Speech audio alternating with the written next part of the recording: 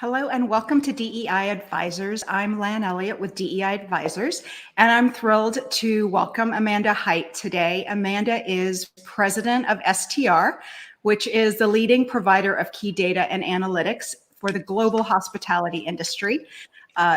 STR collects data from, the numbers are mind-boggling actually, 73,000 participating hotels, which means 9.6 million rooms across 180 countries. And, you know, in the time that I've been in the industry, STR has completely transformed how the hospitality does business. And I'm really thrilled to talk to Amanda about her journey. So welcome, Amanda. Thank you. Thank you for having me. Absolutely. So Amanda, STR was actually your second job out of college, and you've been there for over 15 years. But you rose to president of STR within 5 quick years of joining the company. Can you share your journey and the factors that you feel contributed to your success? Yes, I think it's a fun story that I haven't shared broadly, but I started at STR without a job. I was introduced to STR by a mutual friend. So someone that was a client of STR's introduced me to Randy and Mark Lamano, who was the president at the time. It was the end of 2005. The industry was doing really well. STR was doing well and growing. And they said, we don't know what you're going to do for us, but we need really smart people and we'd love for you to come work for us. So I actually took the job. I got an offer and said, yes, I will come work for you, but wasn't sure what I would be doing, which is a little scary. And looking back, you know, in the moment, it wasn't scary. It felt right. I had the instinct that it was the right people. The company was growing, had a real growth mindset from Randy, you know, a long-term vision. And the people were just, it felt right. Felt like a good fit. So that was what was most important to me. And I was like, you know, if I don't like it, I can go get another job. But obviously it worked out okay for me. I think part of it was helpful in some ways that I did not have a specific role to step into because I knew nothing about the industry. I did not come from the hotel industry. So I got to spend the first couple of months really learning about the industry and then about STR and the business of STR. So that was really where I learned things. Was I would go in, sit down with teams at STR, hear what they were working on. I would shadow people and learn how to do their jobs within different teams in the business. And the real focus that I had, because I am a naturally curious person, was understanding why they were doing the things that they were doing. So it wasn't so much about learning how to do something, but why were they doing it? And so what ended up happening was I had a very clear understanding of the vision that Randy and Mark had for the business at the time, just in all of the interviews that I had gone through with them. And there were things that I would uncover and learn about through learning about each team that I would come back and make recommendations to say, hey, I think we need to change this process, or I think we need to restructure this team. So it eventually turned into Amanda taking over different teams within the business and being able to implement some ideas that I had. And I think the key that I try to share with people is the reason why it happened so quickly for me is because I was really focused on the business and what were the business needs and making sure that everything that we were doing was helping execute the strategy that we had in place. I wasn't so focused on what's my next title going to be, what's the next job or promotion for me. It was really about meeting the needs of the business. And I think that's something that everyone should be thinking about as you advance your career. You need to think about your strengths and what are the business needs and how can you apply your strengths to help pursue the opportunities for the business. And that was really, I mean, Randy always says that I was the one that stuck my hand up or stepped forward and took on the things that no one knew how to do. And it was because, you know, I had a really good, solid understanding of where he wanted to take the business. Yeah. I encounter a lot of young people who are looking to move up and they really are interested in their next title. And it's always a step back to say, what are the skills you need for the next title, right? Let's think about that and how can we develop that. And so it sounds like you got that in your career by managing a lot of different departments and just thinking about how to grow the business and how to continue to improve it. So That's Yes, amazing. in some ways, there was no plan. I had no next title. I never thought I would be STR's president. That wasn't what I thought when I joined the company. But I think that focus on business needs and executing on the business strategy naturally led me to the opportunities that put me forth for promotions and the next title. That's great. It's really great story. So, Amanda, when I started in the business in the early 90s, I was a feasibility consultant, and we would go out and do studies, and we needed occupancy and ADR data. And back in those days, the ancient days, we would actually go and interview general managers, and that was the only way you got information, and you had to decide if they were lying to you or not. But you were out there collecting information because the aggregated data that STR was collecting, it was still coming up, and it wasn't in every market. But of course, now fast forward, and you all are, integral to daily business decisions that people make in the hospitality industry. And I think that's why, in the midst of the pandemic, when I think back about those early days, and nobody knew what was happening or what to do because no one had been through it. Even Mr. Marriott, who had been in the industry for 50 years, hadn't seen anything like it. And it was a really dark, scary time. And I remember the one thing that was kind of felt a little bit of normalcy was that STR was putting out weekly reports on what was happening in the industry. And Jan Freitag would be on the video, on a webinar once a week, telling us what was happening. And I'm sure that was a scary, difficult time for the team at STR as well. Can you share a little bit about what was happening behind the scenes at STR? What are the key things you focused on, how you led your team through that dark time? Yes, I would say in the moment, as it was starting to unfold, I don't think any of us realized just how scary and dark it was going to be. But as in any crisis, my leadership style in particular is the calm, not overreact. And that was the focus I brought immediately for our team, was to focus internally, bring a calm and security to the STR employees. We had just closed the deal to sell the business to CoStar 4 months before the pandemic set in. And that was the best decision that we ever made. We had the financial stability of CoStar and the support of the CoStar leadership team. So I was able to immediately, we went fully work from home. The first Monday did a virtual town hall with all staff at STR just to say, keep doing your job. We all know how to work from home. We've done this. We can keep going. Hopefully it's not going to last long. We created, teams were doing daily stand-ups as more of a check-in, just to make sure you have everything you need to do your job at home, and then provide that security and support to staff just from a emotional well-being standpoint, because it was a scary and traumatic time for so many. So we were able to, from a financial perspective, we did no layoffs. We were able to provide the annual merit bonus as we always would because of our financial support with CoStar. We were confident that the business would remain strong, but we knew that our clients would be impacted. So we were able to let clients take longer to pay. So we kept a 97% retention rate of clients. So we had the financial stability in the business to keep everyone in place, which then allowed us to say, a couple of weeks in, we were like, okay, let's focus on our clients. And our clients' employees were all laid off and furloughed and had gone home. And those were the people that we interact with every day.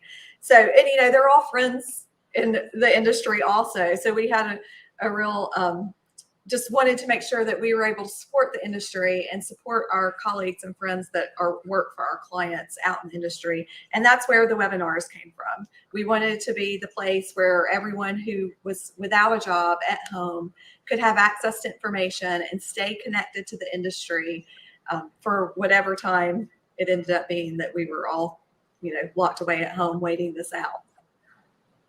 We've always been committed to the industry. For STR, it's a core value for us to make sure that we're helping this industry grow and offer stability and support in whatever way that we can, in addition to obviously being a profitable business in the industry. But that was an easy way for us to provide support through the pandemic.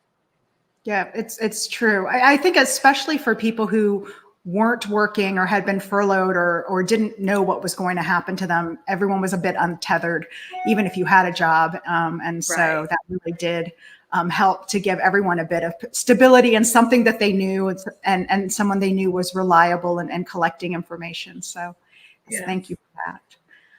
Yeah. So, one of the concepts that we've talked about on this podcast is having a personal board of directors. So, I'm curious for you, how do you identify who is part of your support system when you call them and what types of things you call on them for? That's a great idea, a personal board of directors. I probably did not think about this early enough in my career. It's one of those things you look back on, it probably would have been helpful earlier on, but there's a couple of places for me. First is an executive coach. So I have had an executive coach for over 10 years now. And I've been with the coach I have now for 6-7 years. And I would say make sure it's a coach that will tell you the things you don't necessarily want to hear. Because I've had a couple, and that's certainly the one I'm with now. He's great, and sometimes he's really hard for me to listen to because he does say the things that I need to hear that aren't always fun to hear. It's the stuff you need to work on. So that's been a really important part of my continued growth currently. I mean, we talk at least once a month. Even when I think there's nothing to talk about, we make the time, and it's just helps my thought process to have someone unrelated be able to listen to me and ask me some questions to help better my thinking. The other thing for me is internally, I have some colleagues that are always the ones that I know that will give me true, honest feedback. And especially in a leadership position, I quickly realized that when your title is president, people will many times tell you what they want you to hear, or they think you want to hear, or they only want to share with you the good stuff. And you need to, I say all the time, my role as a leader is not just to hear about how great you're doing things, but how can I be a thought partner and help you solve the challenges and issues? And I need a give and take with my colleagues. And I've got a couple that I know. One is Elizabeth Winkle. She's my chief strategy officer at STR. She ran our international business for a decade out of the London office, and she's back in the US now. But Elizabeth and I worked together right out of college in my first job out of college. So I've known her personally for a long time. So we have a friendship and a working relationship, and we have been very intentional about the relationship. We have a framework in how we work together and how we make each other better. And one of those is immediate, honest, engage on, challenges, give feedback. And I would not be the leader I am without that relationship over the last 20 plus years. And then Nick Minard, and also on my team, he runs our marketing and communications team. He's one of those that just right off the bat, he's always been someone that's been honest and open with me, even when he's not sure if I'm going to like what he's saying. He's still always, in the beginning when we first started working together, he would still say, like, I need to share this with you. You might not like to hear it. And so he's one of the first ones I call today when I'm like, I need honest, like, opinion on something. And whether it's my thinking, am I missing something, or just how did I handle this? And can you give me feedback? He's one of those that is invaluable and always telling the truth and, giving his opinion. And that's so important to make sure that you've got a couple of those people. Another strategy that many of the leaders at STR have used, we've all done 360 feedback over the years at different times.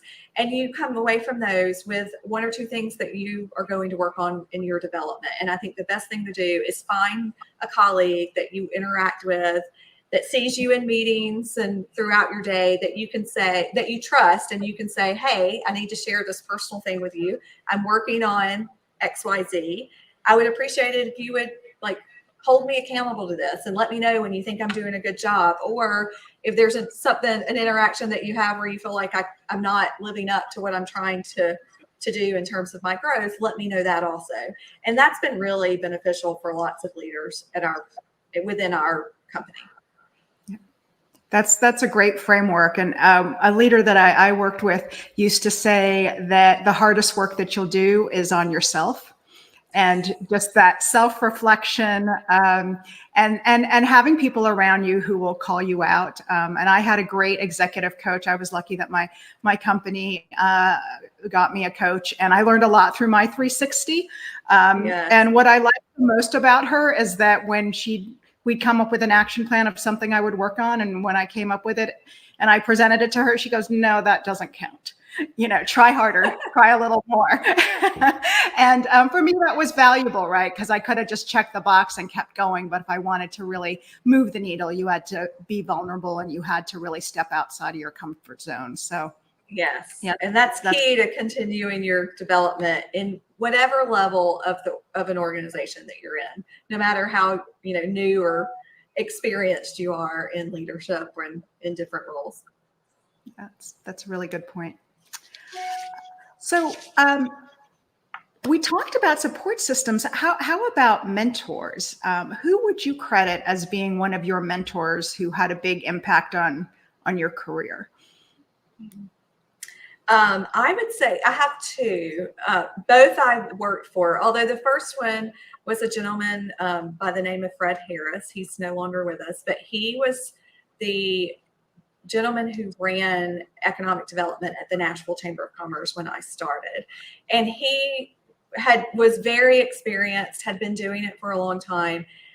And he just sort of took me under his wing, and he did this with lots of people. He just was one of those calm, open, wanted to teach everyone what he knew, was a very giving person. And his approach to being calm, not overreacting, listening, and then also he was always willing to give me more responsibility than I probably should have had based on my experience level where I was. And those, he wasn't a formal mentor for me, but that stuck with me. And long after I left the chamber, we continued to stay in touch. And, I would call him and ask him for advice. And it was just his calm approach to thinking through whatever he was facing that sticks with me today. And I think about him today when I face challenges. And then the other, of course, would be Randy Smith. Randy gave me a great opportunity when he and Carolyn asked me to run their business. And I was like helping raise one of their children. They had one son, but STR was like another child for them. It was actually their first child. And he gave me a lot of runway to execute and make decisions to carry out this vision that he had. And he didn't tell me how to do it. He just had this vision that we would talk about and agree on, and then he would let me go do it. And there were times where I would come back and, he was my person that I would have to, just talk to and kind of vent to and share whatever I was thinking. And he never would give me yeah, you're on the right path, or no, you're wrong, unless I asked for it. Of course, if I asked for it. And there was a time where I was making a decision about a partnership that we were considering. And it was a significant capital investment that we would have to make in development. And it was a few $1 million and significant for us. And I was not sure. I was so afraid that we would fail because it was not a given. And I went and sat down and I was talking through it with him. And I'm like, I'm just not really sure that we're going to be successful doing this. And he just looked at me. He said, Amanda, you're not going to kill the business if you fail at this. It's a couple of $1 million. You're not going to sink the business, are you? And I was like, no. And he said, okay, then don't worry about it. Make whatever decision you think is right with the information you have, and let's go.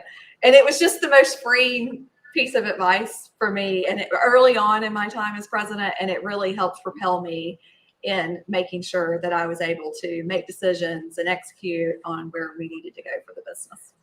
Yeah, he really gave you permission to take risks and to understand we're not doing brain surgery here. Yes, he is the best at that. Of like, we have a great business and we need to take risk. And that comes from him starting this business from scratch with his wife when they both quit their jobs.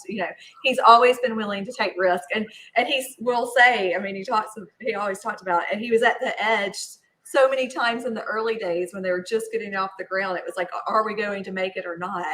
that now at this point in the business life, it's a lot easier to take those risks because you're not going to kill the business. Yeah. Yeah.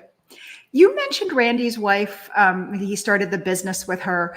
Did that create a different culture at STR than maybe if it had just been Randy and Mark when you came in?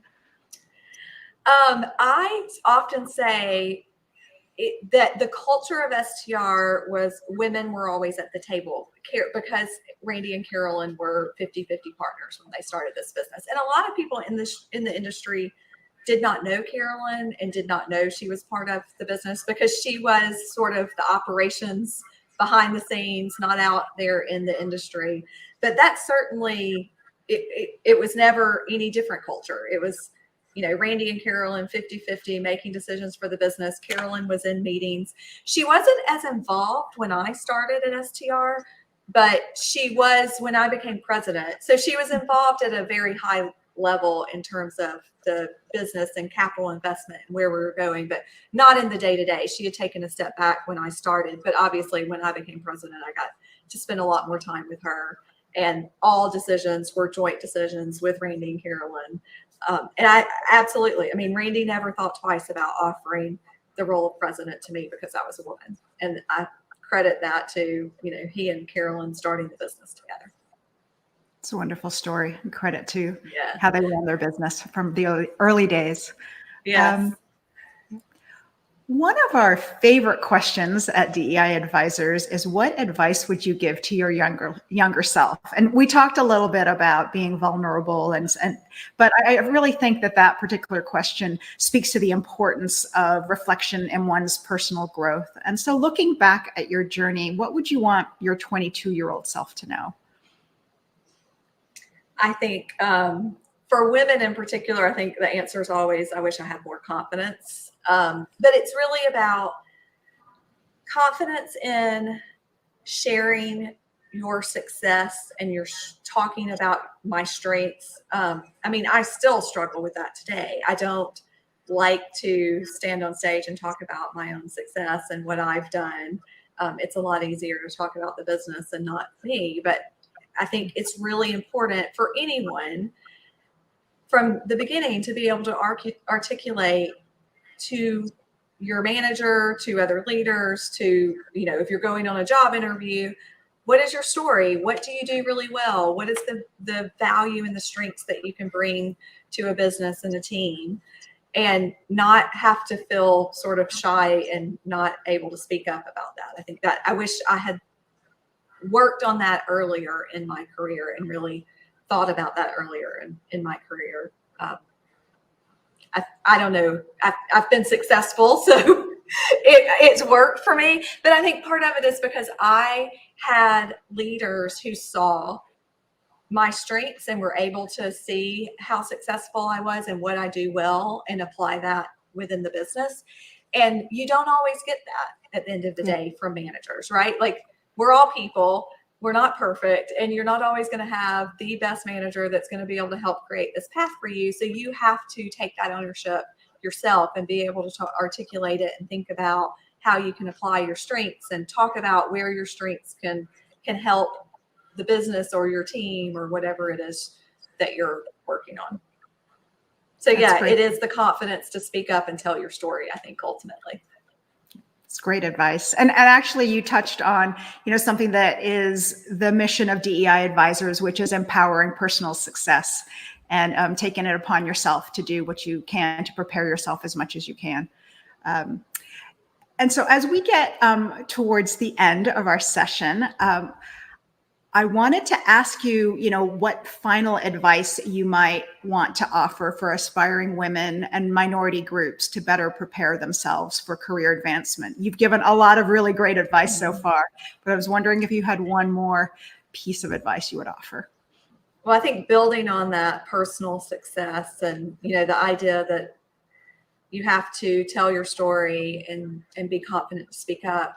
You also have to ask, we're getting ready to do mid-year check-in at STR. And so we were just talking about this development of people and how important this process is. And I would say to anyone, if you're not hearing about the competencies that you need to continue to develop to grow within whatever organization that you're in. You need to ask for that, because certainly when I look back at my career, I had those managers who would be like, oh, everything's great. And your performance review is everything's great. You did a great job. And you're only hearing the good stuff. It's not fun to hear the what you need to work on stuff, but that's where your growth opportunity is. And people, even managers, are uncomfortable with talking about the things that they know are going to make people uncomfortable. So to make sure as an individual, when you're thinking about your growth and it's important to you, but you don't have anyone sharing what you need to be working on, go ask. And sometimes maybe it's not a manager. I mean, maybe you don't have the greatest manager. So find someone else in the organization, a mentor or someone within the organization that could help identify those opportunities and really ask them, what do you think I do well? And more importantly, what are the areas that I need to focus on to continue my growth? It's important. It's not just asking for what's my next promotion, but that inwardly, what's my development that I need to be focused on is something that people often kind of get their eye on the prize of the next title, and they forget about that self-awareness that they need to continue to grow. And I think that making sure you're hearing that from someone and seeking it out is important. Yeah. It takes a lot of courage to do that, to ask for the things that you need to do and the things you need to improve on. You're kind of hoping people don't notice the things that you need to improve on. But Yes. If you're missing it within yourself, you do need someone you trust to help and share that with you, and maybe help you figure out what to do next, whether it's a coach or maybe you have a great manager. But I love your idea about finding a colleague or someone else in the organization, or maybe even a champion within the organization that you feel is rooting for you. Could also be good. Absolutely. All right. Well, wonderful. Thank you so much, Amanda. It's been wonderful to have you on, and to share your journey. It's such an incredible story that I wanted to make sure that you shared it with our viewers. And if our viewers would like to check out more amazing stories, you can go to our website, which is deiadvisors.org, and see more videos. So thank you very much, Amanda. Thanks for giving me the opportunity. This was great. I appreciate it.